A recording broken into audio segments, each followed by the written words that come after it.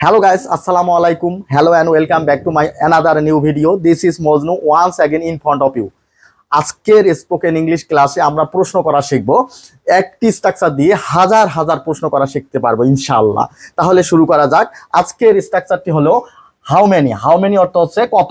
How many এর পর noun হলে প্লুরাল হবে। হাউ মেনি এর পর যদি কোনো নাউন আসে সেটা নাউনটা কি হবে? প্লুরাল হবে।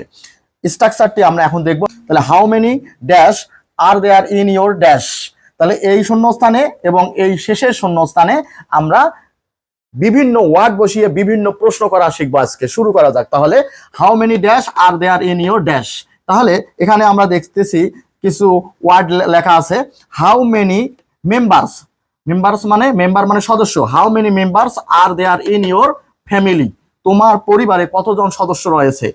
এখন যদি বলি তোমার ক্লাসে কতজন ছাত্র ছাত্রী রয়েছে, তাহলে হাউ মেনি স্টুডেন্টস, এখানে বসা দেবো students are there in your class. তোমার ক্লাসে কতজন ছাত্রছাত্রী রয়েছে। আমরা আরো প্রশ্ন করতে পারি how many students are there in your school. এখানে স্কুল বসে, তোমার স্কুলে কতজন ছাত্রছাত্রী রয়েছে। আরো প্রশ্ন করতে পারি তোমার কলেজে কতজন ছাত্রছাত্রী রয়েছে।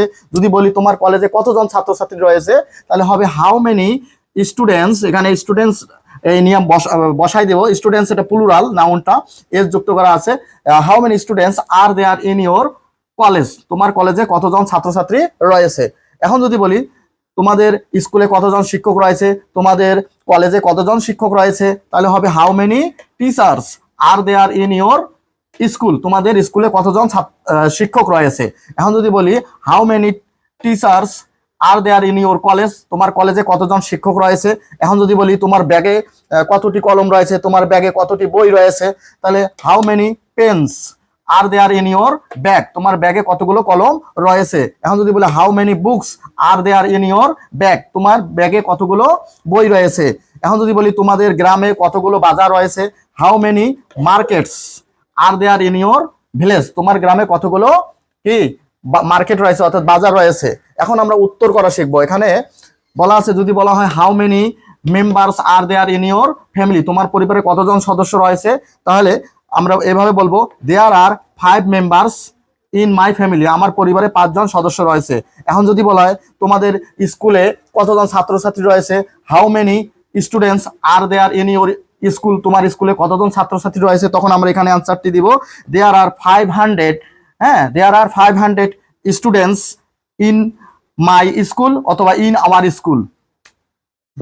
দেয়ার আর 500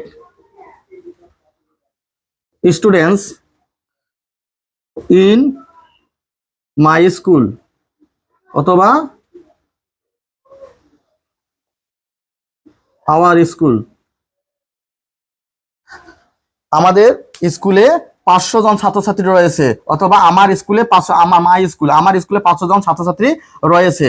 যদি প্রশ্ন করা হয় how many pens are there in your bag, তোমার ব্যাগে কতগুলো কলম রয়েছে, তখন যদি একটি কলম থাকে তখন কিভাবে উত্তর দেব।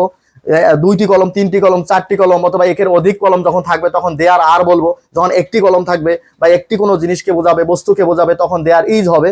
তাহলে যদি আমার ব্যাগে একটি কলম থাকে তখন কিভাবে উত্তর দেব, there is a pen in my bag. আমার ব্যাগে একটি কলম রয়েছে। Thanks for watching this video. আসসালামু আলাইকুম।